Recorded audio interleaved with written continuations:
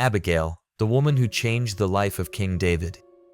Destiny helpers are people whose mere presence can change the course of your life. Such was the case for David when he met an extraordinary woman that changed his life. This story takes place after David experienced the loss of his mentor, Samuel, as described in 1 Samuel chapter 25, verse 1. Following Samuel's passing, David departed and journeyed to the wilderness of Paran. It was in the course of this journey that he met the woman that God used to single-handedly stop him from self-destruction and redirected his gaze towards his destiny of becoming the king of Israel. Who is this extraordinary woman that changed everything, not only for David, but for generations of Israelites and indeed for humanity? What did she do, and what were the consequences of her actions, both for her and for David, who later became a king? The story is narrated in the book of 1 Samuel, chapter 25. According to the passage of the Bible, there lived a wealthy man named Nabal, whose business thrived in the town of Carmel. He owned 3,000 sheep and 1,000 goats, plenty of slave laborers, and other valuable properties. However, Nabal was not a very good man. In fact, his name, Nabal, is reflective of his character. He was harsh and wicked in his dealings with other people. Yet, he was married to a beautiful, kind, gentle, and intelligent woman named Abigail. This pairing almost reminds one of the story of Beauty and the Beast. Only this beast was beyond taming. Although Nabal possessed great wealth, he was poor in spirit and miserable in living. His excessive focus on material possessions was the bane of his existence. Even during the sheep shearing or harvest season, a time of common hospitality and feasting, Nabal did not show any form of generosity. In contrast to her husband, Abigail was generous and beloved by all. The Bible speaks well of Abigail, equating her beauty with that of only 2 other women, Rachel and Esther. One might wonder how a man like Nabal could have ever won the heart of a remarkable woman like that. Not far from where Nabal had his farm and tended to his flock, David had his camp with his men. One day, as narrated in the book of 1 Samuel, chapter 25, verses 4 to 9, news reached David in the wilderness that Nabal was shearing his sheep, that is, his sheep. David sent 10 young men with this message: "Go to Carmel, find Nabal, and greet him on my behalf. Extend to him my wishes for a long life, peace to him, his household, and all his possessions. I have heard that his shepherds, who have been with us, were not harmed and nothing was missing while they were in Carmel. Ask your young men, and they will confirm this. Therefore let my young men find favor in your eyes and be treated well, for we have arrived on a joyous occasion. Please share whatever provisions you have at hand with your servants and with your son David." David and his men had been voluntarily protecting Nabal's workers and his flock. They thought Nabal would at least show appreciation for their good-natured service to him, as it is customary for that harvest time of the year. David's young men delivered the message to Nabal as instructed. It is important to note that this proposition from David was not a form of extortion or a protection racket, as it may sound to modern ears. Instead, it was a request for fair compensation for the valuable services David had provided in safeguarding Nabal's flocks when they were vulnerable to Philistine raids. It is worth noting that Nabal was in the process of shearing his sheep, indicating that David had chosen an appropriate time to request payment for his services. David had protected Nabal's shepherds and flocks for a considerable period. Yet he did not expect compensation until Nabal himself had profited from the harvest in a manner respectful of the customs surrounding harvest and sheep shearing. David presented an offer to Nabal. He did not impose a specific contribution or set a price. Instead, he left it to Nabal's generosity. However, Nabal responded disrespectfully, questioned David's identity, and dismissed him as insignificant. He said, "Who is this David? Who is this son of Jesse? Many servants are breaking away from their masters these days. Why should I take my bread and water, and the meat I have slaughtered for my shearers, and give it to men coming from who knows where?" 1 Samuel chapter 25. It is clear that Nabal was well aware of David's reputation throughout Israel, making his insult a deliberate act. Nabal, fully cognizant of David's identity, chose not to acknowledge him. Nabal's choice of language reflected a common sentiment in today's society when people ask, "Who does he think he is?" Nabal continued to belittle David by falsely accusing him of being a disobedient servant. Nabal's stinginess and lack of empathy were on full display. For when David's men returned from Nabal and relayed his insulting message, David was livid, as narrated in the book of 1 Samuel, chapter 25, verse 13. David responded by instructing his men to put on their swords and get ready for battle.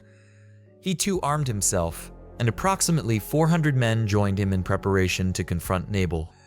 He was ready for a fight, yet this was not a shining moment for David. His response did not align with how the Lord would have wanted him to handle insults or even an attack. God calls us to bear insults with love and kindness, responding to evil with good. Walking in the high ground of love and kindness is what is expected. Approximately 400 men accompanied David. His intention was not merely to make a statement to Nabal, but to wipe him out. However, one of Nabal's servants heard of the impending disaster and approached Abigail to inform her of what had happened. The young man warned Abigail of the impending calamity that was planned against their master and his household. It was evident to the servants that David would not tolerate such an insult without a fight. They urgently requested Abigail to take action, not only for their sake, but also for the sake of their household. They described Nabal as a scoundrel, emphasizing the futility of engaging in reasonable conversation with him. This explains why they didn't hesitate to make an urgent appeal to Abigail, realizing it was a matter of life or death. Abigail acted swiftly, demonstrating her wisdom and judgment. She recognized the urgency of the situation and wasted no time in making preparations. She gathered 200 loaves of bread, 2 jugs of wine, 5 sheep already prepared for roasting, 5 measures of roasted grain, 100 clusters of raisins, and 200 cakes of figs. After the items were loaded onto donkeys, she instructed her servants to go ahead of her, assuring them that she would follow. It is important to note that she did not disclose her actions to her husband. She knew that she would have been unable to convince him. Abigail rode on her donkey, but as she was going through the hidden part of the mountain, she unexpectedly encountered David and his men, who apparently were coming to attack her husband. As Abigail caught sight of David, she hastened to dismount from her donkey and prostrated herself before him, kneeling with her face to the ground in a show of deep respect. With humility, she addressed him, acknowledging her role in the matter and requesting his attention to hear her words. She pleaded with David not to pay heed to Nabal, emphasizing that his name accurately reflected his foolish and senseless nature. She explained that she had not seen the young men sent by David. She pleaded with David that it was the Lord who had prevented him from taking vengeance with his own hands. She urged him to allow divine justice to reign in the life of his enemies and those seeking to harm him. Presenting the gifts she had brought, Abigail tactfully requested that they be given to David's accompanying men. She sought forgiveness for any transgressions and assured David that the Lord would establish for him a secure and enduring house. Recognizing his role as a warrior fighting the battles of the Lord, Abigail reminded David of God's promise to him and encouraged him to be steadfast in that promise.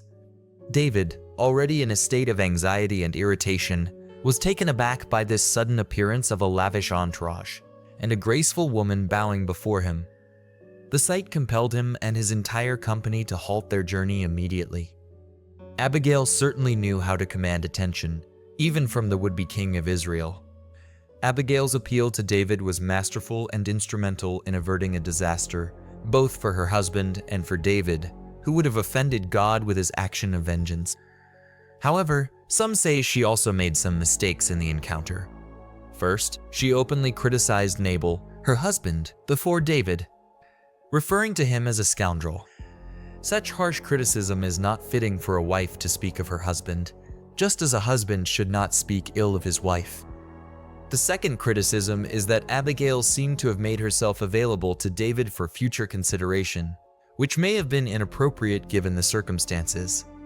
However, the most important point to note is that through her quick thinking and promptness of action, Abigail stopped a raging madness between 2 men that could have led to many deaths. Abigail's wise words served as a poignant reminder for David, evoking memories of a time when he had wholeheartedly trusted God for victory, slaying Goliath with a stone and a sling.